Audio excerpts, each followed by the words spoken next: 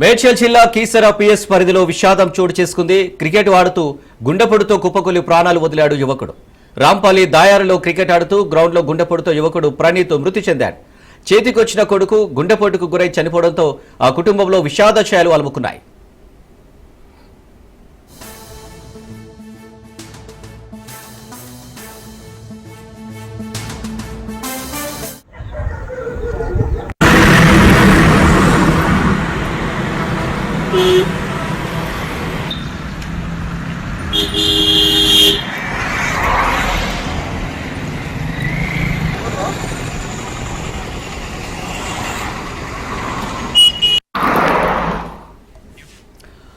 మేడ్చల్ జిల్లా కీసర పిఎస్ పరిధిలో విషాదం చోటు చేసుకుంది. క్రికెట్ ఆడుతూ గుండెపోటుతో కుప్పకూలి ప్రాణాలు వదిలాడు యువకుడు.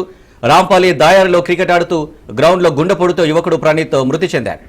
చేతికొచ్చిన కొడుకు గుండెపోటుకు గురై చనిపోవడంతో ఆ కుటుంబంలో విషాద ఛాయలు అలుముకున్నాయి. రైట్, ఇక విషాద ఘటనకు సంబంధించి డీటెయిల్స్ రత్నకుమార్ అందిస్తారు. రత్న. అనిల్, ఈ మధ్య కాలంలో మనం తరచూ చూస్తూనే ఉన్నాము.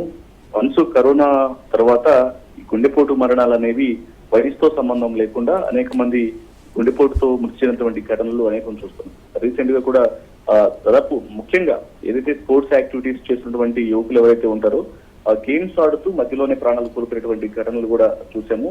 ఇప్పుడు తాజాగా అటువంటి ఘటనే మరొకసారి చోటు చేసుకుంది. కేసర పోలీస్ స్టేషన్ పరిధిలో విషాదం అనేది జరిగింది. రాంపల్లి దాయరలో క్రికెట్ ఆడుతూ క్రికెట్ గ్రౌండ్ లోనే ప్రణీత్ అనేటువంటి యువకుడు గుండెపోటుతో మృతి చెందాడు. అతని వయసు ప్రస్తుతం 32 సంవత్సరాలుగా తెలుస్తోంది.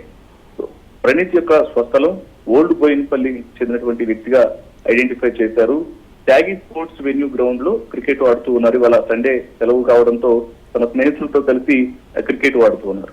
ఈ సందర్భంలోనే ఒక్కసారిగా గుండెపోటుకు గురవడంతో గ్రౌండ్ లోనే కుప్పకూలిపోయినటువంటి పరిస్థితి. హుటాహుటిన అతన్ని ఆసుపత్రికి తీసుకెళ్లినప్పటికీ అప్పటికే తను మృతి చెందినట్లు వైద్యులు కన్ఫర్మ్ చేశారు.